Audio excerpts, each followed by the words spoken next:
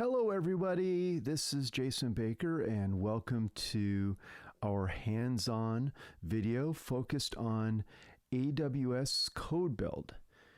Now, we are going to use AWS CodeBuild in this hands-on segment to build a Java application. And this is a very common use case. We can use AWS CodeBuild to lint and unit test and build software artifacts. So we're going to simulate this by using a very simple Java application.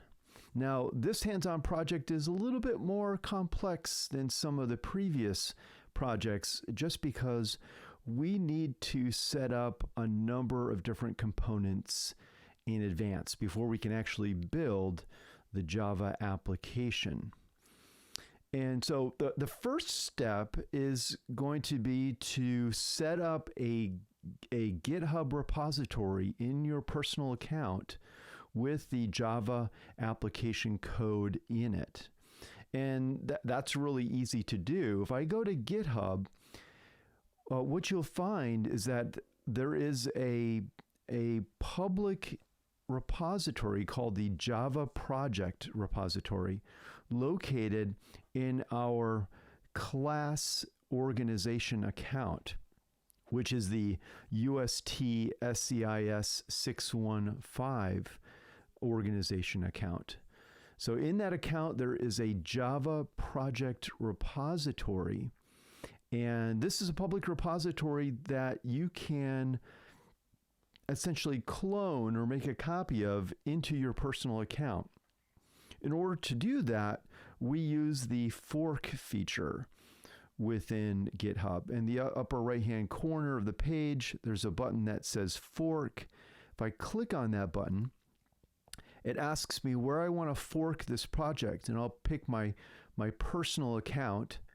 And when I do that, GitHub will make a complete copy of that repository and set it up in my personal account. So you see that now my Jason D. Baker account, there is a repository called Java-project, and it was forked from that class project. So that's a really easy way to make a copy of public repositories and fork those repositories into your personal account.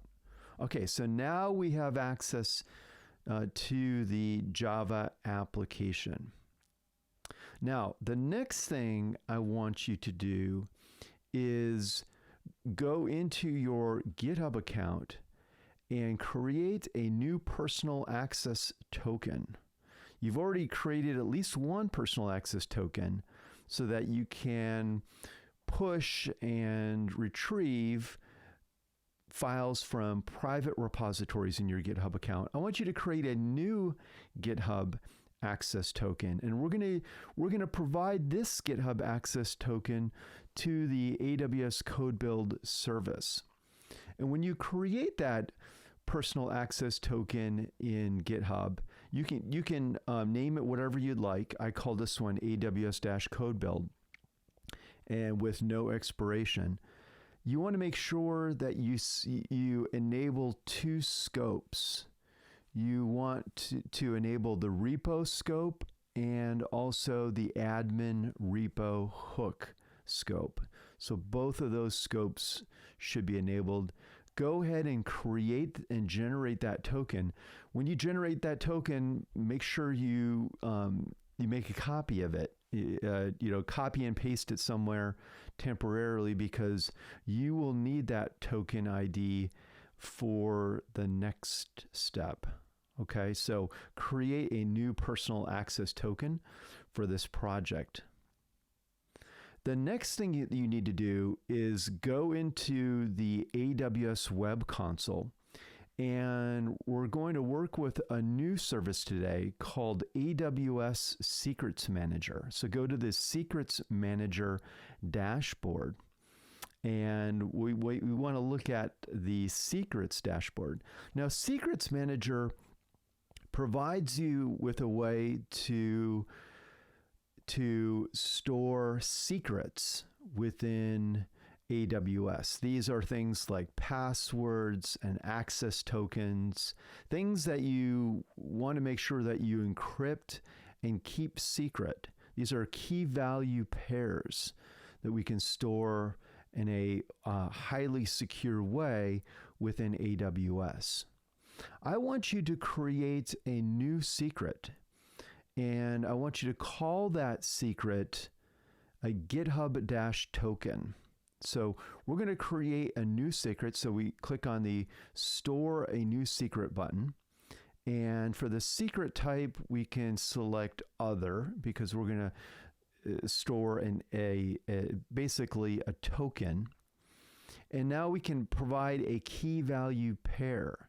So the key is going to be token, and the value is going to be the value of the personal access token that you generated onto GitHub. So go ahead and copy paste that token in. I'm just adding some gibberish because I'm simulating pasting my token, my GitHub access token into the value field.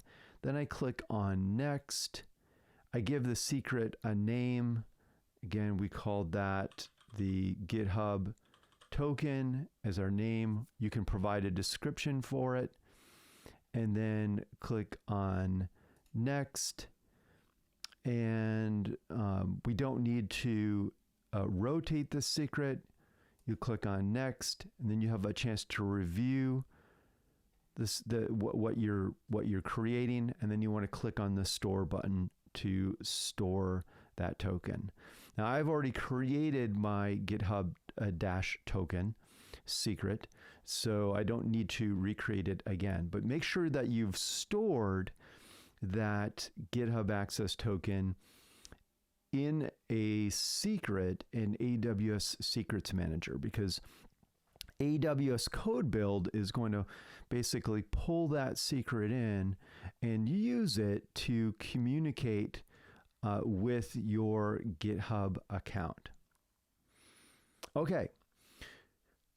The next step we're going to do is we're going to go to the CloudFormation dashboard in AWS, and we need to launch a new stack. We're going to launch a stack that is going to automatically provision the AWS CodeBuild service for us. And that stack template is located in an S3 bucket. So I'm going to click on the Create Stack button, and I'm going to create a new stack. We have the template file, so copy and paste in the app CodeBuild template YAML file. Click on Next, and we'll give it a stack name. We can simply call this something like Java-project-build. I think would be fine. And then we need to provide a project URL. And I give you kind of what an example URL would look like. And you just need to modify this URL to provide to insert your own personal, the path to your Java project repository in your personal GitHub account. So I've modified that project URL to point to my Java project. Then I click on the Next button and just accept all the defaults. Click Next again and acknowledge that we're going to create IAM resources, and then click on the Create Stack button. And now that stack creation is in progress. And I will pause the video here and wait for this stack to build. It should only take a few minutes. Okay, my stack deployment is complete. And before we take a look at the CodeBuild service, let's take a look at a few of the code, the infrastructure as code pieces, that components that were used for this solution.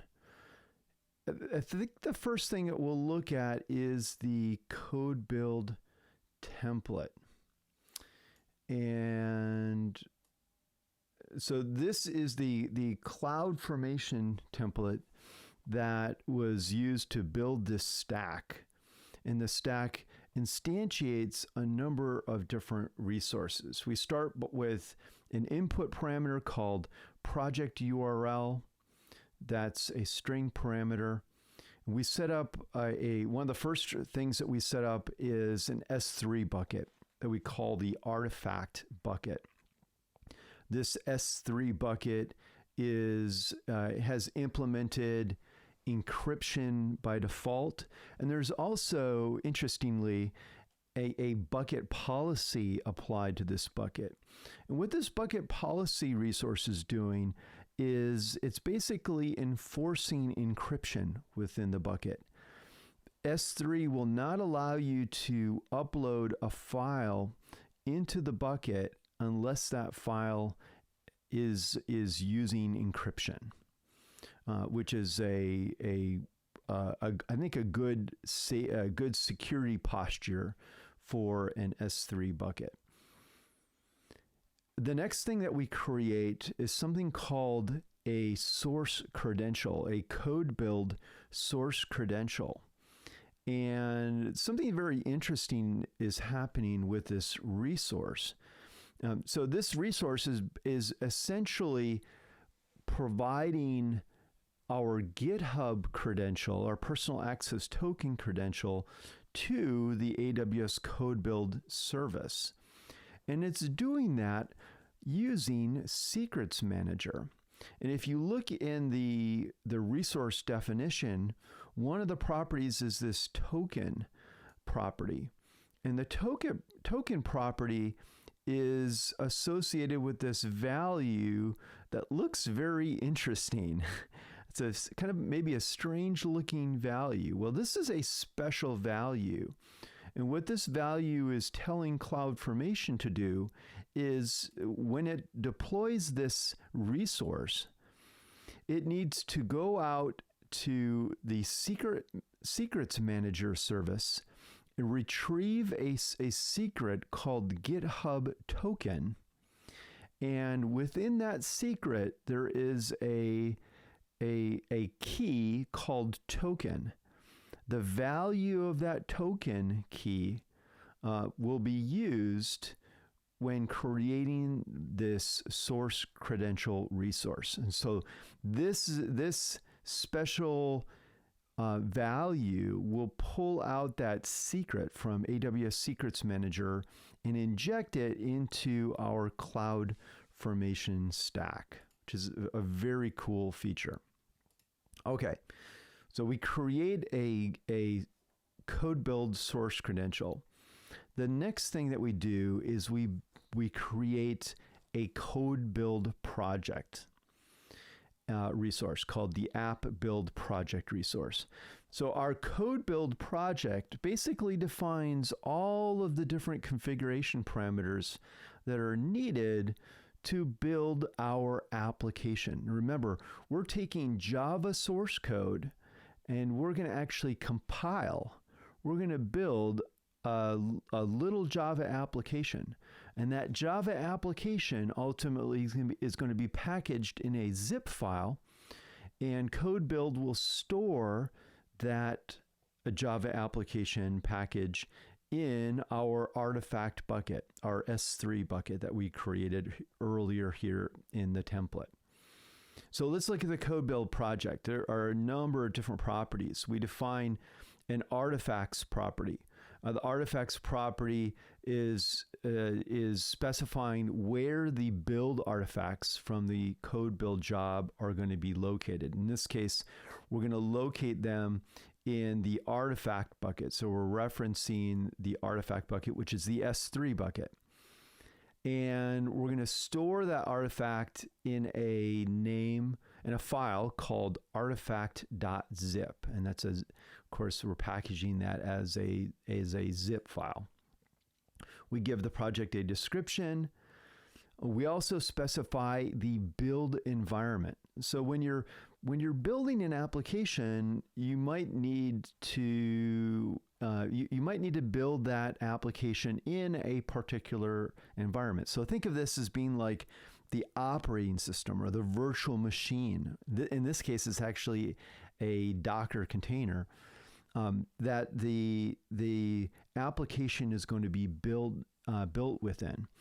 So for our environment, we've selected a compute type. You can think of this as being sort of like an instance type, the size of the compute environment that we want to use to build our application. We specify an image. Here we're using an Amazon Linux 2 image. So it's a Linux image in which we're going to build our application. And then we specify a few other properties here. The image pull credentials type, which is CodeBuild, and the type of the environment, which is a Linux container environment. We create a service role, and we'll look at the service role here in a bit. The service role is what allows CodeBuild to pull our application code, to retrieve our application code, and then to store the application build artifact in our S3 bucket. We have a source section, a set of source properties, and this is specifying where our source code is coming from. In this case, and then also how to get it, how to retrieve it, what credentials to use. So for the authentication credentials, we're referencing our GitHub creds resource that we created above. And this is using OAuth as the authentication mechanism. So it's using that personal access token to access GitHub. And the location we provide, we reference our project URL parameter. And this is a GitHub repository. So there's a number of different repositories that CodeBuild can communicate with. I think it can communicate with like Bitbucket and a few other types of commercial repositories.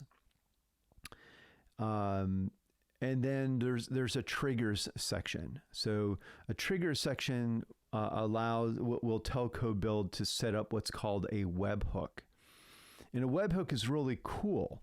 What that will do is anytime we make a commit or a change to our application in GitHub or application code, like if we commit some changes to our Java project repository, that will automatically trigger the execution of the CodeBuild process. So CodeBuild will automatically build a new Java application every single time we make a change to our Java source code in the GitHub repository. That's the webhook mechanism.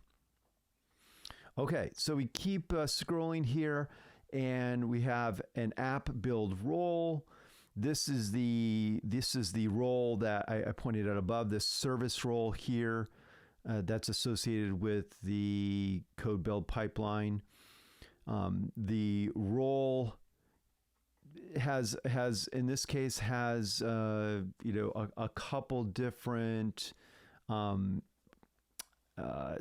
it has a policy associated with it with a number of access privileges.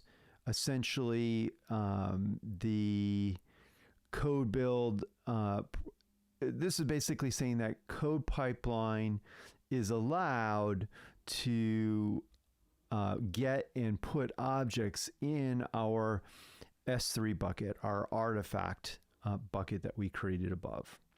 So that's essentially what this is allowing CodeBuild to do. Okay. We also have a build log policy, and the build log policy is essentially allowing CodeBuild to log the different build events. It can log those events in CloudWatch logs, and that's our template. That's the CodeBuild stack that we have created. One other thing that I'll mention is that that we'll take a look at before we look at code pipeline is our Java application has if we look in that application, there is a build spec YAML file. So if we take a look at the build spec YAML file here, remember the build spec YAML file is a special file. When the AWS CodeBuild service, when it retrieves our Git repository from GitHub, it will look to see if there is a build spec file within our repository. And that build spec file is basically telling CodeBuild how to build our application. And if we look at this file, we see that it's a YAML file, and there is a phases property. The phases property specifies a few different phases that will be executed. You can think of these as being sort of different stages within the code build process. The first stage is the install phase, and during the install phase, CodeBuild will automatically install various runtime applications. So it'll sort of build a runtime environment for us. In this case, it's installing a Java runtime environment using Credential 8, which is an open source version of the Java JDK. And so it's going to essentially install a Java environment in our build environment for us. We have a couple pre-build commands that are run in the next stage, and these are shell commands. So it's going to run the env command, which means that it's going to output the environment variables within the build environment. And that can be really helpful sometimes for development and troubleshooting purposes when you're building out a software build pipeline to understand what the environment variables are and their respective values. And then the second command is a command called ant. And ant is a Java build tool. And what it's doing in this case is it's executing a unit test suite called test XML. It's going to execute this unit test suite and do some very quick, simple unit tests of our Java application. And this is a very common pattern. Generally, like before we actually build our software application, we might do some linting. We'll generally run a set of unit tests just to do some initial validation of our software application before we go through the effort of actually trying to build and compile the application. And then in the build phase, we have a single command, again using ant, and that will then actually build our Java application. The last property here is the artifacts property, and this is specifying the output artifact from this build process. So it's there's going to be an output artifact in a directory called dist, the dist directory, which is kind of a common pattern for Java applications, a distribution directory. and it's going to create our actually compiled artifact is going to be called rectangle.jar.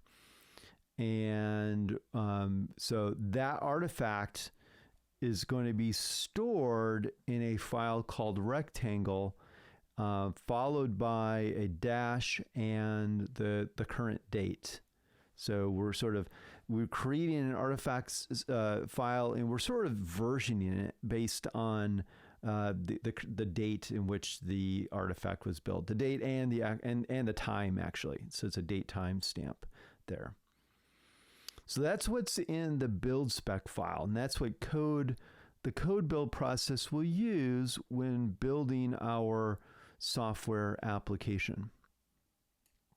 Okay, well, let's go and take a look at AWS CodeBuild. So I'll go to the AWS console and go to the CodeBuild service.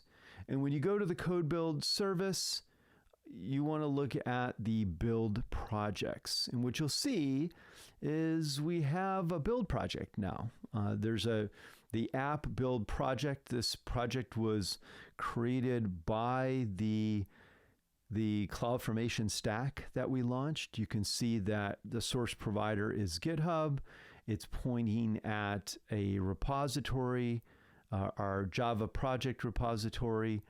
And there's no build status yet because we haven't built this project yet. So we'll click on our build project, and here you can see like a build history and build details and so on. We haven't actually built our project yet, and so let's go ahead and click on the Start Build button. So we have successfully initiated a build of our project, and you can see that the build status says in progress, build number 1. And you can see build logs, phase details, there's some reports. So it kind of shows, the environment variables, if we've passed any environment variables in to our project. Build details and so on. So there's a lot of information there. If you click on the build logs, and if you watch that, you can actually watch as the code build service builds our application. So these are all the logs showing what the code build service is doing. So it's going to instantiate a build environment for us that includes Java. So you can see that it's got Java 8 installed in that environment. It's going to retrieve our source code. So it actually downloads our source code from the GitHub repository. So you can see it says moving, files from that repository. It's looking at the build spec.yaml file. And based on that YAML file, it begins running commands. So you can see it entering the phase install, entering the phase prebuild. Here's the env command that it runs and all the different environment variables in that account. And if I keep scrolling, a lot of environment variables.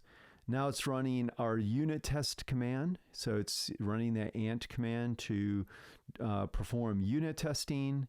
So it's doing a series of JUnit tests, and you see at the end it says build successful and tests run 4, failure 0. So it successfully ran 4 unit tests for us. And now it's building. So it's entering the build phase, and it will build out the Java application. By the way, this is a very simple application. I don't actually execute it here in this hands-on segment, but you're welcome to download it and execute the application for yourself.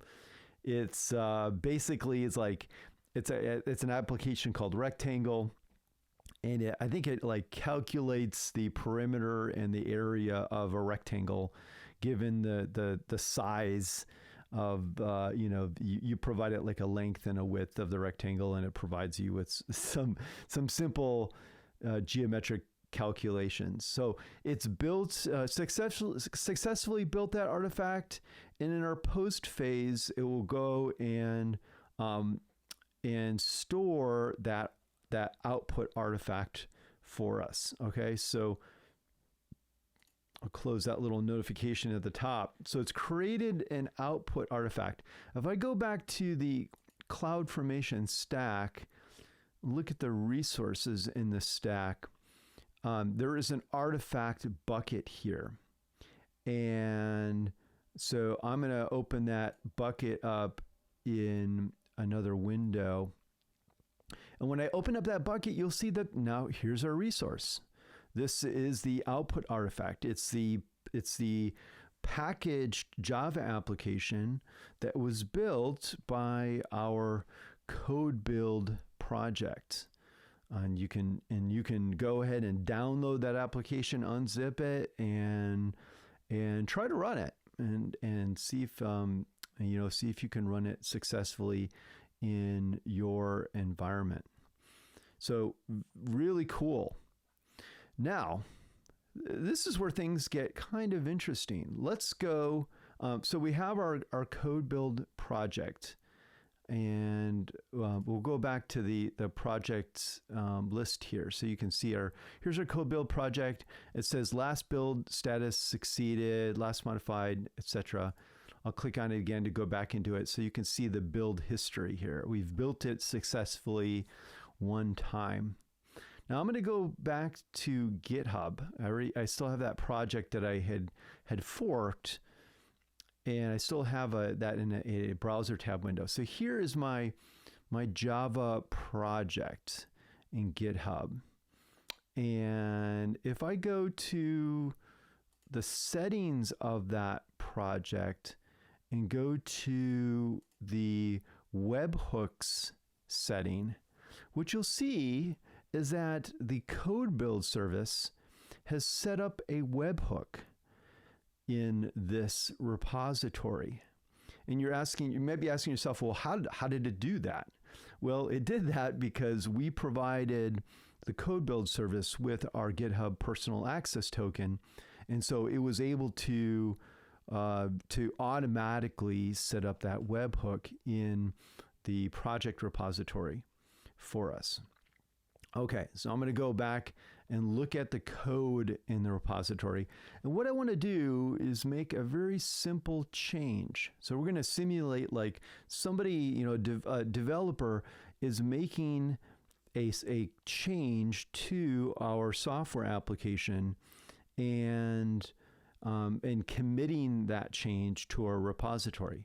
Now, I don't expect you to make an actual software change, so we're going to do something simple here and just change the README file in the repository. So I'm going to click on the README file and click on the Edit File button and just add a change to the file. So I'm going to say this is a change. So I'm changing a file in this repository, and I'm going to go ahead and commit that change.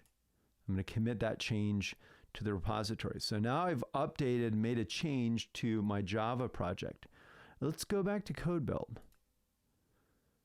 Okay, we go back to CodeBuild, and I'm going to click on the refresh button here, and look what happened. It's automatically triggered a new build. So a new build of our project is in progress. So that was triggered by the webhook. When I updated that file in the GitHub project, that created a webhook, a notification that notified CodeBuild that the code in the repository, in this project repository, had changed. And when CodeBuild sees that, it will automatically then trigger a new build for us.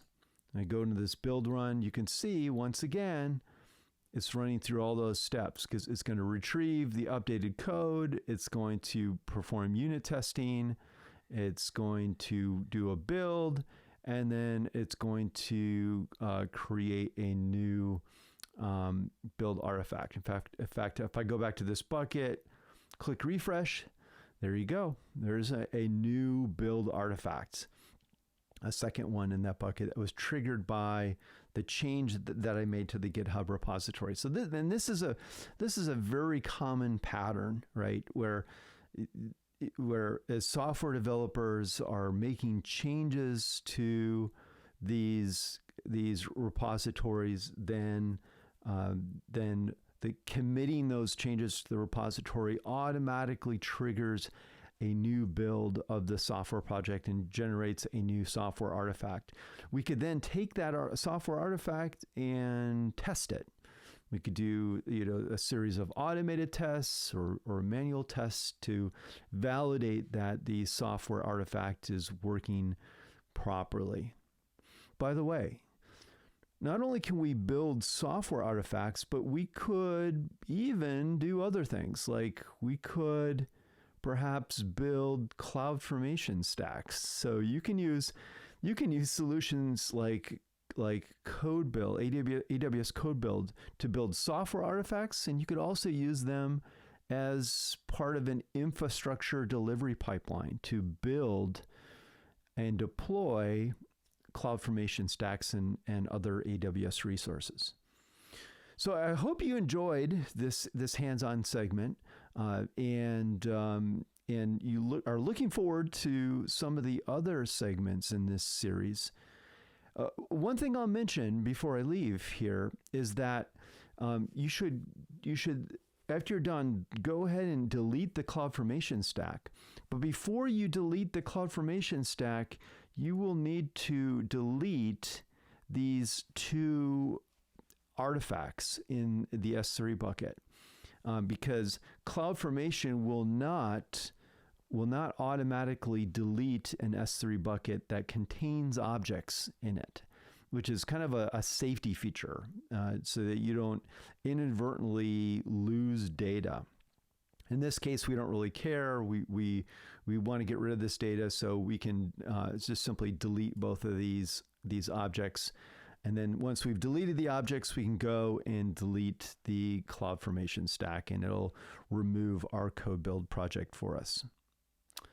So once again, thank you, and I'll see you in the next video.